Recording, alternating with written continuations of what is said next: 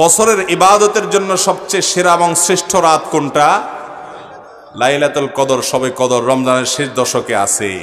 আপনার ভাগ্যে ভালো কিছু লেখা হোক, এটা যদি আপনি চান, প্রথম কথা হলো ভাগ্য লেখনটা কখন হয়? সূরা দুখানের আয়াত থেকে বোঝা যায় এটা লাইলাতুল কদরে হয়। কারণ আল্লাহ বলেছেন কোরআশে, এখানে 1 থেকে 4 আয়াতগুলোর মধ্যে আছে, শুরুর 2-3টা আয়াতের মধ্যে আল্লাহ বলেছেন ইন্না আনজালনাহু ফি লাইলাতিন মুবারাকাহ, আমি এই কোরআনকে একটা বরকতময় রাতে নাজিল করেছি। সে রাতটা কোনটা? কোরআন নাজিল হয়েছে কোন রাতে? লাইলাতুল কদরে। দলিল আল্লাহ কোরআনেই বলেছেন ইন্না আনজালনাহু ফি লাইলাতিল কদর, লাইলাতুল কদরে কোরআন নাজিল করেছি। তাহলে যেই রাতে কোরআন নাজিল করেছি, আল্লাহ এর পরের আয়াতে বলছেন ফিহা ইউফরাকু কুল্লু আমরিন হাকিম, সে রাতে সব গুরুত্বপূর্ণ বিষয়গুলো ধার্য করা হয়, ফরক করা হয়। তাহলে ভাগ্য নির্ধারণটা হয় মূলত লাইলাতুল, যদিও বান্দাকে সৃষ্টি করার 50,000 বছর আগে আল্লাহ তাআলা অনেক কিছু তাকদীর ঠিক করে রেখেছেন। সেটার আবার বাৎসরিক যে বাজেট, সেটা হয়ে থাকে লাইলাতুল কদরে। যাই হোক, শবে বরাতে ভাগ্য নির্ধারণ হওয়ার ব্যাপারে যে সমস্ত বর্ণনা আছে, সেগুলোর কোনোটি সহি বা বিশুদ্ধতার মানদণ্ডে উত্তীর্ণ নয়। এবার আসি মূল বিষয়, যে ভাগ্য সুপ্রসন্ন হবে কিভাবে? আল্লাহ আপনার কপালে ভালো কিছু লিখবেন কি করলে? নাম্বার 1, আপনি যখন আল্লাহর প্রতি ঈমান আনবেন, আপনার মধ্যে যখন তাকওয়া থাকবে, তাকওয়া আল্লাহর কথা মেনে চলার মানসিকতা থাকবে, হালাল হারাম বাজ বিচার করে চলার চেতনা আপনার অন্তরে থাকবে, এই ব্যক্তির জিন্দেগিতে আল্লাহ তাআলা বরকত খুলে দিবেন। কোরআনে আল্লাহ ওয়াদা করেছেন ওয়ালাউ আন্না আহলাল কুরা আমানু ওয়াত্তাকাউ লাফাতাহনা আলাইহিম বারাকাতিম মিনাস সামা, যদি ঈমান এবং তাকওয়া আনে কোন জনপদ, কোন এলাকার মানুষেরা আল্লাহর প্রতি বিশ্বাস রাখে আর অন্তরে তাকওয়া থাকে, তাদের জন্য আসমানের সমস্ত বরকতের দুয়ার আমি খুলে দিব। আপনারা বলতে পারেন হুজুর, ঈমান আনলে, তাকওয়া অনুযায়ী চললে, আল্লাহর আদেশে মেনে চললে যদি সব ভাগ্যে ভালো কিছুই লেখা হয়, তো আফ্রিকান মুসলমানদের এত দুরবস্থা কেন? বার্মিজ মুসলমানদের এত দুরবস্থা কেন? কাশ্মীরের মুসলমানদের এত দুরবস্থা কেন? এটা হয়তো আপনি বলবেন। এর উত্তরে আমি বলবো যে আল্লাহ রাব্বুল আলামিন মানুষের জীবনে বারাকাহ দেওয়া, সুখ এবং শান্তি দেওয়ার মানে এই নয় যে তাকে প্রচুর পরিমাণে প্রাচুর্য দিলেন। একজনকে আল্লাহ অনেক প্রাচুর্য দিলেন, অনেক টাকা পয়সা দিলেন, অথচ তার জীবনে বারাকাহ বা কল্যাণ দিলেন না। সে টাকা পয়সা বহন করলো ঠিক, কিন্তু সুখ এবং সমৃদ্ধি, মানসিক যে প্রশান্তি, এই প্রশান্তিটা সে অর্জন নাও করতে আছে না নাই? টাকা পয়সা অনেক আছে, কিন্তু মনে সুখ শান্তি। এই জন্য কখনো পিস্তল দিয়ে আত্মহত্যা করে, কখনো ইনজেকশন দিয়ে আত্মহত্যা করে, কখনো ফাঁসির দড়িতে ঝুলে পড়ে। এই সব হয় ওই কারণে যে অন্তরে কি থাকে না, শান্তি থাকে। শান্তির মালিক আল্লাহ তাআলা, তিনি অনেক সময় দুঃখের মধ্যেও মানুষকে শান্তি দিয়ে থাকেন, বরকত দিয়ে থাকেন। প্রকৃত কল্যাণের অধিকারী যদি হতে চান, আপনার কপালে কল্যাণ লেখা হোক, এটা যদি চান, তাহলে আপনাকে আল্লাহর প্রতি ঈমান এবং তাকওয়া আনার চেষ্টা করতে হবে। ভাইরা আমার, আমাদের দেশে বেশিরভাগ মুসলমানরা বা সারা দুনিয়াতেই আমরা মনে করি যে আল্লাহ আমাকে এক গাদা টাকা দিয়ে দিলে, অনেকগুলো সম্পদ দিয়ে দিলে, বিশাল ব্যাংক ব্যালেন্স হয়ে গেলে, অনেক জমি জমা হয়ে গেলে, অনেক পাওয়ার হয়ে গেলে আমি বোধহয় আল্লাহর প্রিয় পাত্র হয়ে গেলাম। মনে রাখবেন, ফেরাউনকে আল্লাহ তাআলা অনেক ক্ষমতা দিয়েছেন, কারুনকে অনেক সম্পদ দিয়েছেন, নমরুদকে অনেক প্রতিপত্তি দিয়েছেন, কিন্তু এর কোনোটি তার কল্যাণ আনতে পারে। এই সমাজে বহু মানুষ আছে, অনেক সম্পদ প্রভাব নিয়ে চলে, কিন্তু মানসিক প্রশান্তি নাই, আল্লাহ তাআলা তাকে কল্যাণ। আবার অনেক গরিব মানুষ আছে, আল্লাহ তাআলা তাকে অনেক সুখে রেখেছেন। এই জন্য ওই আল্লাহর বান্দা, তিনি সুখী মানুষ অথচ সম্পদ নাই, এই জন্য সুখের সাথে সবসময় সম্পদের সম্পর্ক থাকে। একবার বলে এক রাজা, তিনি রাস্তা বের হয়েছেন সুখী মানুষের জামা নেয়ার জন্য। তো একবার খুঁজতে খুঁজতে খুঁজতে এক লোক পাইছে, তার গায়ে ছালার একটা চট আছে। তো দেখলো যে লোকটা রাস্তার ধারে শুয়ে নাক টেনে ঘুমায়, পাশ দিয়ে ট্রাক যায়, বাস যায়, কোনো তার বিহিত নাই, ঘুম আর ঘুম, শান্তি আর শান্তি। তখন লোকটা চিন্তা করলো যে কি খাইছে না খাইছে, তারপরে এত আরামের ঘুম, ঘুমটা যদি আরামের হয়, লোকটার মনে শান্তি আছে, এটা বুঝাই যায়। লোকটা ঘুম থেকে উঠার পর বললেন, ভাই আপনার মনে কোনো অশান্তি আছে? কয় না, কোনো অশান্তি নাই, রাজ্যের সব সুখ আল্লাহ আমাকে দিয়েছে, কোনো টেনশন বলতে কিচ্ছু নাই আমার। বলে যে ভাই তাহলে আপনার এই যে গায়ে যে চটটা আছে এটা আমাকে দিয়ে দেন, বিনিময়ে আপনাকে আমি এত লাখ টাকা দেব। আমার কোনো শান্তি পাইতেছি না ভাই, ঘুম আসে না, ঘুমের বড়ি খেয়েও ঘুম আসে না, আর অশান্তি, ডিপ্রেশন এগুলো আমাকে সারাক্ষণ তাড়া করে। মানুষ দেখে যে আমি অনেক সুখে আছি, আসলে সুখ জিনিসটা আমাকে আল্লাহ তাআলা দেন নাই, কিছু ভোগ করি বাট সে ভোগে আমাকে তৃপ্তি দিতে পারে না। তখন সেই চটালা রাস্তার পাশে শুয়ে থাকা গরিব মানুষটা নাকি তার গায়ের চটটা খুলে তাকে দিছে, বিনিময়ে ওই ভদ্রলোক অনেকগুলো টাকা তাকে দিয়ে গেছে। টাকা দেওয়ার পর এই ভদ্রলোক এই টাকাগুলা চিন্তায়, কি করবে, কোথায় রাখবে, কে নিয়ে যায়, কে না নিয়ে যায়, কে ডাকাতি করে, এই টেনশনে এবার এর ঘুম হারাম হয়ে গেছে। এবার সে ওই লোকরে খুঁজতে খুঁজতে খুঁজতে অনেক কষ্ট করে পাইছে, পায়া বলে ভাই এই নেন তোমার টাকা। তারে টাকা ছুড়ে মেরে দিয়ে বলছে ভাই এই নেন আপনার টাকা, আল্লাহর হস্তে আমার সেই চটটা ফেরত দেন, আপনার এই টাকা আমার ঘুম এবার হারাম করে দিস।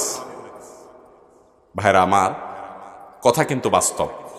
আল্লাহ তাআলা যাকে শান্তি দিবেন না, সম্পদের পাহাড় দিয়েও শান্তি দিবেন না। শান্তি কিন্তু আল্লাহর আনুগত্যে আছে। অতএব আপনার ভাগ্যে আপনি যদি কল্যাণ চান, টাকা চান না কল্যাণ চান? কল্যাণ চান। সুখ চান না পয়সা চান? যদি সুখ এবং কল্যাণ চান, প্রথম কাজ হলো ঈমান এবং তাকওয়া লালন করতে হবে। মুত্তাকিরা কষ্টের মধ্যেও হাসে, দুঃখের মধ্যেও হাসে। নমরুদ প্রাসাদে থেকেও শান্তি পায়নি, ইব্রাহিম আলাইহিস সালাম অগ্নিকুণ্ডে থেকেও শান্তি পেয়েছেন। অতএব আপনি যদি সুখ এবং শান্তি চান, আপনার ভাগ্যে কল্যাণটা লেখক আল্লাহ তাআলা, সুখটা লেখক আল্লাহ তাআলা, যদি চান আল্লাহর প্রিয় বান্দা হওয়ার চেষ্টা করেন। ভাইরা আমার, আমরা যারা এক রাতে ইবাদত বন্দি করে ভাগ্যটা নিজের পক্ষে লিখে ফেলতে চাই, তাদের এক্সাম্পলটা কি যারা জানেন? তাদের এক্সাম্পল, তাদের উপমা হলো, একজনের চেয়ারম্যান সাহেবের ইলেকশনের আগে ধারে কাছেও ছিল না, কোনো কাজে তিনি ছিলেন না, এরকম একজন কর্মী আছে। সে ইলেকশনে চেয়ারম্যান সাহেব জিতার পরে এবার চেয়ারম্যান সাহেবের নারায় তাকবীর দিতে দিতে, স্লোগান দিতে দিতে আয়সা ইউনিয়ন পরিষদে হাজির হয়ে গেছে। এখন সব কিছুতে সে সামনে সামনে থাকে। আরেকজন, সে সারা বছর পুরা নির্বাচনের মৌসুমে চেয়ারম্যান সাহেবের ইলেকশনের জন্য অনেক কাজ করছে, খাটাখাটনি করছে, অনেক পরিশ্রম করছে। এই দুইজনের মধ্যে চেয়ারম্যান সাহেব গম টম নিজে যা পাবেন, এখান থেকে যদি কোনো দুর্নীতি চুরি টুরি করার সুযোগ দেয় অথবা বৈধভাবে কোনো সুযোগ দেয় বা নিজের কাছে রাখে, আপন বানায়, কারে বানাবে? প্রথমটারে না দ্বিতীয়টারে? যে আমার ক্যাম্পাস করেছে, যে আমার সারা বছর কাজ করেছে তাকে, নাকি যে জিতার পরে আয়সা একদিনের জন্য আয়সা ভালো হওয়ার চেষ্টা করতেছে তাকে? সারা বছরেরটাকে না? আপনি কিভাবে আশা করেন যে সারা বছর নামাজ কালাম পড়বেন না, আল্লাহর কোনো কথা মানবেন না, এক রাতে এসে মসজিদে কান্নাকাটি করে ভাগ্য সব ঠিক করে ফেলাবেন? কিভাবে আশা করেন? কথা ঠিক না ঠিক? অতএব ভাগ্য আমাদের জন্য যাতে সহায় হয়, আল্লাহ যেন আমাদের কপালে ভালো কিছু লেখেন, এটার জন্য এক রাত নয়, সারা বছর আল্লাহর আনুগত্য করার, আল্লাহর কথা মেনে চলার প্রতিজ্ঞা করতে হবে। নাম্বার 2, আত্মীয়তার বন্ধন রক্ষা করা। এটা ভাগ্য সুপ্রসন্ন হওয়া, কপালে ভালো কিছু লেখা হওয়ার অন্যতম একটা বড় কারণ। নবী করিম সাল্লাল্লাহু আলাইহি সাল্লাম বলেছেন বুখারীর হাদিসে, মান সাররাহু আন ইউবসাতা লাহু ফি রিজকি আও ইউনসালাহু ফি আসারি ফালিয়াসিল রাহিমা। যে ব্যক্তি চায় তার রিজিক আল্লাহ তাআলা অনেক বাড়িয়ে দেখ, রিজিকে বরকত হোক, কল্যাণ হোক, তার হায়াত এবং জীবনে বরকত হোক, এটা যদি কেউ চায় তাহলে সে যেন আত্মীয়তার বন্ধনগুলো রক্ষা করে। রক্ত সম্পর্কীয় আত্মীয়, ভাই বেরাদার, আপনার বোন, ভাতিজা, আপনার ফুফু, আপনার চাচা, আপনার মামা, খালা, এই যে রক্ত সম্পর্কীয় মানুষগুলো আছেন, বাবা মা তো বটেই, এই মানুষগুলোর সাথে যদি আপনি খুব বেশি যোগাযোগ রাখেন, সংযুক্ত রাখেন, সম্পৃক্ত থাকেন, ভালো সম্পর্ক রাখেন, হাই হ্যালো রাখেন, সাধ্য অনুযায়ী পাশে দাঁড়ান, আর কিছু না হোক সম্পর্ক যেন খারাপ না হয় সে চেষ্টা করেন, তাহলে আপনার জীবনে বরকত নেমে আসবে ইনশাআল্লাহ। তৃতীয়ত, আপনার ভাগ্যে ভালো কিছু লেখা হবে যদি আপনি আল্লাহর প্রশংসা করতে শিখেন, শুকরিয়া আদায় করতে শিখেন। আল্লাহ বলেছেন, লা ইন শাকারতুম লা আযীদান্নাকুম, যদি তোমরা আমার কোন নিয়ামত পাওয়ার পর কৃতজ্ঞতা আদায় করো, আলহামদুলিল্লাহ বলো, শুকর আদায় করো, যে নিয়ামত পাইছো এটাকে আমি আরো বাড়াই দিব। অতএব যা পেয়েছেন, আল্লাহ যা দিয়েছে, অন্যকে কি দিয়েছে এটা নয়, আপনাকে যা দিয়েছে এজন্য মন খুলে আল্লাহকে শুকর আদায় করে বলেন, আল্লাহ অনেকে তো এটাও পায় নাই, আমি যেটা পেয়েছি, অতএব আপনি যে দিয়েছেন এজন্য আপনার প্রশংসা। এই প্রশংসা করা মানে হলো আপনার নিয়ামত আরো বৃদ্ধি হওয়া ইনশাআল্লাহ। অতএব অনেক মানুষ আছে নেয়ামত না পাইলে, একটু এদিক সেদিক হলে, একটু কম পাইলে অস্থির হয়ে যায়, নাশকর হয়ে যায়। ভালো করে শুনে রাখেন, এই পৃথিবীতে নাশকরকে কখনো আল্লাহ তাআলা নেয়ামত দেন না। বহুত নাশকর আছে দেখবেন সারা জীবন হাউতাস করে, নাই নাই কিছু হলো না রে, গেল না রে, শেষ হলো রে, কপাল পড়ে, আমি শেষ হয়ে গেলাম, ধ্বংস হয়ে গেলাম, ভাগ্যরে গালিগালাজ করে, এগুলো সারা জীবন কপাল পড়াই থাকে। আর যারা যা পাইছে এটার উপর শুকর আদায় করে, আল্লাহ তাদের নেয়ামত বাড়িয়ে দেন। অতএব 3 নম্বর আমল হলো ভাগ্যে ভালো কিছু লেখার জন্য আল্লাহর প্রশংসা করা, যা পাইছে এটা শুকর আদায় করা। 4 নম্বর হলো সাদাকা করা, দান। দানে ধন বাড়ে। আপনারা দেখেছেন গ্রামে বিশেষ করে চাপকল আছে না, চাপকল যখন পানির লেয়ার নিচে নেমে যায়, আপনি জগে করে পানি নিয়ে আসেন, এই পানিটা আনার পর কি করেন আপনি? আপনি কি সেগুলো ঢেলে আরো চাপ দেন, নাকি বলেন না বাবা যেটুকু আছে এটুকু আমার কাছে থাকুক, যদি মোটেও পানি না ওঠে তাহলে কি হবে, তার সাথে যেটুকু আছে এটুকু আমি ধরে রাখি? এটা করে কেউ? বরং যেই জগ আছে ওই জগ দিয়া চাপ শুরু করে, এরপরে এমন পানি উঠে যে আর জগ ভরেও কুলান যায় না। ঠিক না ভাই? ঠিক ঠিক একইভাবে যারা অভাবে আছেন, আপনার সাধ্য অনুযায়ী কিছু কিছু দান করেন, গরিব মানুষকে, অভাবী মানুষকে, কল্যাণের পথে একটু একটু দান করেন। আপনি 1000 টাকা আছে, 10 টাকা দান করেন। দান যত করবেন আল্লাহ তাআলা তার ধনকে বাড়িয়ে দেয়, সম্পদকে বাড়িয়ে দেয়। আর কৃপণ এই ব্যক্তি দেখা যায় হয়তো অনেক পয়সা করি আছে, সে সবসময় ভিখারির মতো, তার টান থাকে, অভাব থাকে, কখনো অভাব দূর হয় না। এই জন্য বরকত এবং আপনার জীবনে আপনার ভাগ্যে ভালো কিছু লেখা হবে তখন যখন আপনি দান দক্ষিণা করার মানসিকতা রাখবেন। এবং নাম্বার 5 এবং সর্বশেষ এই নাম্বারটি বলবো, সেটা হলো বেশি বেশি আল্লাহর কাছে ইস্তিগফার করা। এটা জীবনে বরকত নাজিল হওয়ার কারণ। কোরআনে কারীমে সূরা দাহরে আল্লাহ তাআলা বলেছেন, ফাকুল তাস্তাগফিরু রাব্বাকুম। নূহ আলাইহিস সালাম বলেছিলেন তার জাতিকে, তোমরা তোমাদের রবের কাছে ক্ষমা চাও, নিজের পাপের জন্য ইস্তিগফার করো, মাপ চাও। লাভ হবে কি? ইন্নাহু কানা গাফফারা। 1 নম্বর হলো ক্ষমা চাইলে মাপ পাবা, আল্লাহ ক্ষমাশীল। আর এরপরের কথা হলো যে ওয়ায়ুমদিদ লাকুম বিআমওয়ালিন ওয়া বানিন, সম্পদ, সন্তান, এই সবগুলো দিয়ে তোমাদেরকে আল্লাহ তাআলা সমৃদ্ধ করবেন, রিচ করবেন, এগুলো বাড়িয়ে দিবেন যদি তোমরা ইস্তিগফার করো। ইস্তিগফারের জীবনে সবচেয়ে বেশি বরকত আসে। সব সময় নিজের ভুল স্বীকার করে আল্লাহর কাছে ক্ষমা চাইবেন, আল্লাহ আমারই ত্রুটি, আমারই ভুল, কত ত্রুটি আছে আমি জানি না, হয়তো নিজের ভুলে কথা স্বীকার করবেন, আল্লাহ আপনি মাফ করে দেন, আস্তাগফিরুল্লাহ ওয়া আতুবু ইলাইহি, আস্তাগফিরুল্লাহ ওয়া আতুবু ইলাইহি। যত ইস্তিগফার করবেন জীবনে তত ভালো কিছু আপনার ভাগ্যে লেখা হবে, জীবনে বরকত আসবে ইনশাআল্লাহ। সেই সাথে আল্লাহর উপরে তাওয়াক্কুল করবেন, এই কাজগুলোর মাধ্যমে ভাগ্যে ইনশাআল্লাহ ভালো কিছু লেখা হবে। এর বিপরীতে আল্লাহর অবাধ্য হলে, আল্লাহর নাফরমান হলে তার কপাল পোড়া হয়, তার ভাগ্য খারাপ হয়। এর পাশাপাশি যে ব্যক্তি নেয়ামতের নাশকরি করে, আল্লাহর নেয়ামতের শুকর আদায় করে না, এরও কপালে ভালো কিছু লেখা হয় না। অতএব আপনি যদি চান আপনার ভাগ্যে ভালো কিছু লেখা হোক, তাহলে এই কাজগুলো করবেন। আর ভাগ্য খারাপ হয় এরকম কাজগুলো বিশেষ করে আল্লাহর নাফরমানি এবং গুনাহের কাছ থেকে বেঁচে থাকতে হবে। আল্লাহ তাআলা আমাদের সবাইকে দুনিয়াতে সৌভাগ্যবান করুন, আখিরাতেও সৌভাগ্যবান করুন। অনেক মানুষ আছে দুনিয়াতে হয়তো সুখ স্বাচ্ছন্দ্যে থাকে, আখিরাতে দুঃখী হয়। অনেক মানুষ দুনিয়াতে দুঃখী হয়, আখিরাতে সুখী হয়। আর কিছু মানুষ আছে দুনিয়াতেও সুখী, আখিরাতেও সুখী। এজন্য নবী সাল্লাল্লাহু আলাইহি সাল্লামকে আল্লাহ তাআলা দোয়া শিক্ষা দিয়েছেন, আমাদেরকে দোয়া শিক্ষা দিয়েছেন, রব্বানা আতিনা ফিদ দুনিয়া হাসানা ওয়া ফিল আখিরাতে হাসানা। আল্লাহ দুনিয়াতেও আপনার কাছে ভালো চাই, আখিরাতেও ভালো চাই। আল্লাহর কোনো অভাব আছে? অতএব আল্লাহর কাছে দোয়া করব দুটার জন্য, ইনশাআল্লাহ আল্লাহ আপনার ভাগ্যে ভালো কিছু লিখবেন। যদি আপনার ভাগ্যে ভালো কিছু দেখতে না পান, ধৈর্য ধারণ করবেন, অস্থির হবেন না, কারণ আল্লাহ তাআলা অনেক সময় পরীক্ষা করেন, এরপরে দেন। আল্লাহ তাআলা আমাদের সবাইকে মেনে চলার তৌফিক দান করুন। এরপরে প্রশ্ন হলো, শবে বরাতের আমল কি? শবে বরাত অর্থাৎ যেটাকে হাদিসের ভাষায় বলা হয়েছে মধ্য শাবানের রাত, শাবানের মধ্য রজনী, 14ই শাবান দিবাগত রাত।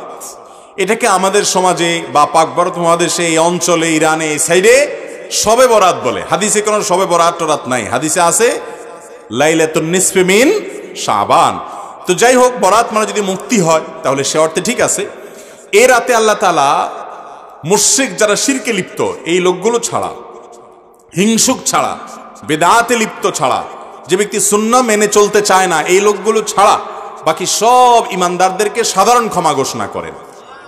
আল্লাহর সাধারণ ক্ষমা ঘোষণা পাওয়ার জন্য যদি বলেন যে মধ্য শাবান রাত বা যেটাকে শবে বরাত বলি আমরা, এই হাদিসে যেটাকে মধ্য শাবান রাত বলা হয়েছে, সে রাতের আমল যদি বলেন, তাহলে আমি বলবো শিরিক থেকে মুক্ত হন, হিংসা থেকে, বিদ্বেষ থেকে, শত্রুতা থেকে মুক্ত হন, কারোর পিছে লাগালাগি করেন না, অন্তরে কারোর প্রতি ক্ষোভ হিংসা থাকলে শত্রু থাকলে মুছে ফেলান, পরিষ্কার হয়ে যান এবং বিদআত থেকে মুক্ত হয়ে যান, সুন্নতকে আঁকড়ে ধরেন, ইনশাআল্লাহ আপনি সাধারণ ক্ষমা আল্লাহর পক্ষ থেকে পাবেন। কথা কি বুঝাতে পারছি? এছাড়া যদি এ রাতে কেউ ব্যক্তিগতভাবে আমল ইবাদত করে, অন্য রাতেও করে, এ রাতে আল্লাহ ক্ষমা করেন, এতটুকু অন্তত হাদিস দ্বারা সাবেত অবশ্যই আছে। সেই বিষয়টা লক্ষ্য করে, এ রাতের ফজিলত একেবারে উড়িয়ে দেওয়ার মতো নয়, সে বিষয়টিকে লক্ষ্য করে যদি কেউ ব্যক্তিগতভাবে আমল ইবাদত করে, বিদআতি কোনো রূপ পরিগ্রহ না করে, তাহলে সেটা তার জন্য জায়েজ আছে। কিন্তু আমাদের দেশে যেটা হয়, শবে বরাত মানে হলো মসজিদে দলবদ্ধভাবে জিকির করতে হবে, দোয়া করতে হবে, দলবদ্ধভাবে অনেক কিছু করতে হবে। নফল, বিশেষ করে সুন্নত আমল, এটা একা একা করার যেগুলো, সেগুলো একা একাই করতে হবে। যেগুলো দলবদ্ধভাবে করার কোনো নির্দেশ নাই, সেগুলোকে দলবদ্ধভাবে করলে সেটা ভুল হবে। মসজিদে ঢুকার সময় দোয়া পড়তে হয়, আল্লাহুম্মা ইফতাহ লি আবওয়াবা রাহমাতিক। এই দোয়াটা পড়ার জন্য যদি মসজিদের দুয়ারে ইমাম সাহেব, মুয়াজ্জিন সাহেব সহ সব মুসল্লি সাহেবরা দাঁড়িয়ে হাত তুলে আল্লাহর কাছে সবাই মিলে দোয়া করে, আল্লাহুম্মা ইফতাহ লি আবওয়াবা রাহমাতিক সমস্বরে, এরপরে মসজিদে ঢুকে, এটা কি সুন্নত হবে না সুন্নতের খেলাফ হবে? ঠিক একইভাবে এই রাতে নবী করিম সাল্লাল্লাহু আলাইহি সাল্লাম, সাহাবায়ে কেরাম, সালাফ থেকে মসজিদে এসে দলবদ্ধভাবে কোনো দোয়া ইবাদত বন্দেগী ভাবে আমরা যেভাবে করি, এরকম করার কোনো বর্ণনা পাওয়া। অতএব এটাকে আমরা যদি সিস্টেম বানিয়ে নেই, তাহলে সেটা কোনো শরিয়া স্বীকৃত কোনো পদ্ধতি হতে পারে না।